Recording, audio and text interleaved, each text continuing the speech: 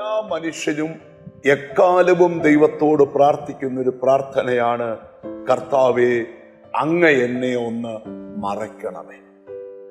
ശത്രുവിന്റെ അഗ്നിയസ്ത്രങ്ങൾ ശക്തിയോട് എതിർത്തു വരുമ്പോൾ അത് നിന്റെ ആരോഗ്യത്തെയോ പ്രാണനെയോ തൊടാതെ എന്നെ ഒന്ന് മറയ്ക്കണമേ, ആമി സ്തോത്രം എന്ന് നാം പ്രാർത്ഥിക്കാറുണ്ട്. 91 സങ്കീർത്തനത്തിന്റെ ഏറ്റവും വലിയ പ്രാധാന്യത അത്യുന്നതന്റെ മറവിൽ വസിക്കുക. സ്തോത്രം എന്ന് പറഞ്ഞാൽ ആമി ദൈവത്തിന്റെ മറവിൽ നിന്നെ ദൈവം മറയ്ക്കുമെന്നുള്ളതാണ്. ഇന്ന് 5-ാം സങ്കീർത്തനത്തിന്റെ 12-ാമത്തെ വാക്യമാണ് ധ്യാനിക്കാൻ പോകുന്നത്. യഹോവേ, നീ നീതിമാനെ അനുഗ്രഹിക്കും, പരിച കൊണ്ടെന്ന പോലെ നീ ദയ കൊണ്ട് അവനെ മറയ്ക്കും. 2 ആശയങ്ങൾ ഇവിടെ പരിശുദ്ധാത്മാവ് പറയുക. ഒന്ന്, നിന്റെ മേൽ ഒരനുഗ്രഹം വരാൻ പോകുന്നു. 2, പരിച കൊണ്ടെന്ന പോലെ ദൈവത്തിന് സ്തോത്രം ആമി ദയ കൊണ്ട് നിന്നെ ദൈവം മറയ്ക്കാൻ പോവുകയാണ്.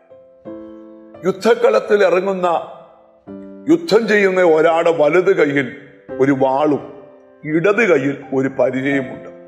വലത് കൈ കൊണ്ട് ശത്രുവിനെ നിഗ്രഹിക്കുകയും ഇടത് കൈ കൊണ്ട് തനിക്കെതിരെ വരുന്ന ആയുധങ്ങളെ തടയുകയും ചെയ്യും.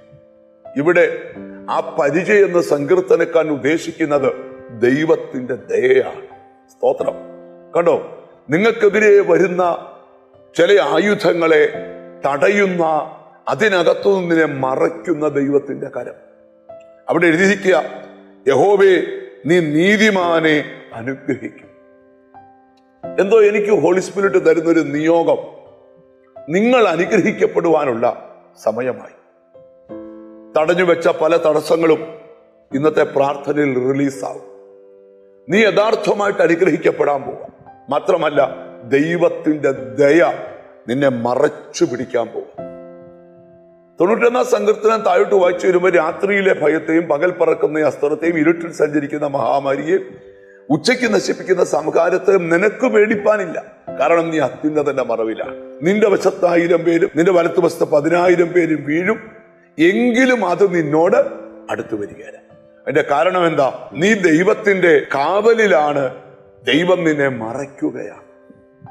നമുക്ക് പറയാം, സങ്കീർത്തനത്തിന്റെ വാക്യമുണ്ട്, ഈ ആപത്തുകൾ ഒഴിഞ്ഞു പോകുവോളം ഞാൻ നിന്റെ ചിറകിന്റെ കീഴിൽ ശരണം പ്രാപിക്കുന്നു.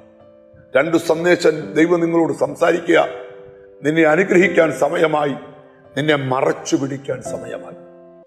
കണ്ണുകളെ അടച്ചു പ്രാർത്ഥിക്കാം. കാരുണ്യവാനായ ദൈവമേ, സ്വർഗസ്ഥ പിതാവേ, എന്നോട് ചേർന്ന് പ്രാർത്ഥിക്കുന്ന മക്കൾക്ക് വേണ്ടി പ്രാർത്ഥിക്കുന്നു.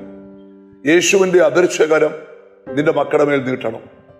അവരുടെ പ്രതിസന്ധികളെ മാറ്റണം. ദൈവം അവരെ അനുഗ്രഹിക്കണം. ദൈവത്തിന്റെ ദയ കൊണ്ട് അവരെ മറക്കണം.